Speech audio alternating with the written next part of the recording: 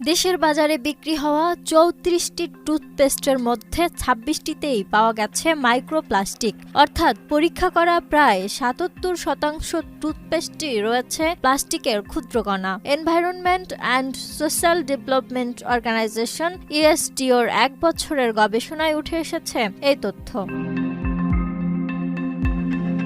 প্রতিদিন সকালে ঘুম থেকে উঠেই যে টুথপেস্ট দিয়ে দাঁত মাজেন, সেটি যদি অজান্তে আপনার শরীরে পৌঁছে দেয় প্লাস্টিকের ক্ষুদ্রকণা, শুনতে অবিশ্বাস্য লাগলেও দেশের বাজারে বিক্রি হওয়া বেশিরভাগ টুথপেস্ট নিয়ে এমনই উদ্বেগজনক তথ্য উঠে এসেছে জাহাঙ্গীরনগর বিশ্ববিদ্যালয়ের পরিবেশ বিজ্ঞান বিভাগের এক গবেষণায়।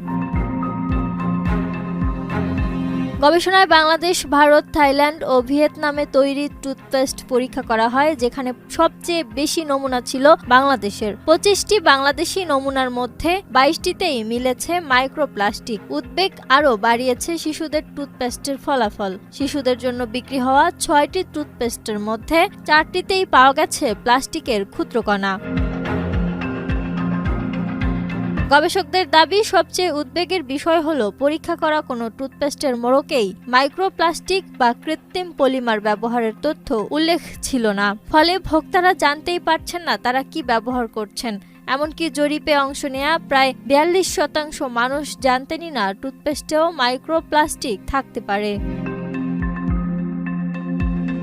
দেশের বেশ কিছু সংবাদ মাধ্যমের প্রতিবেদন বলছে, জাহাঙ্গীরনগর বিশ্ববিদ্যালয়ের পরিবেশ বিজ্ঞান বিভাগের ল্যাবে আধুনিক প্রযুক্তি ব্যবহার করে এই পরীক্ষা চালানো হয়। গবেষণায় প্রায় ২৭৬০ জন ভোক্তার মতামতও নেওয়া হয়েছে। তবে ইএসডিও বলছে, তাদের উদ্দেশ্য কোনো নির্দিষ্ট ব্র্যান্ডকে দায়ী করা নয়, বরং দেশে টুথপেস্টে মাইক্রোপ্লাস্টিকের জন্য কোনো জাতীয় মানদণ্ড বা বাধ্যতামূলক লেবেলিং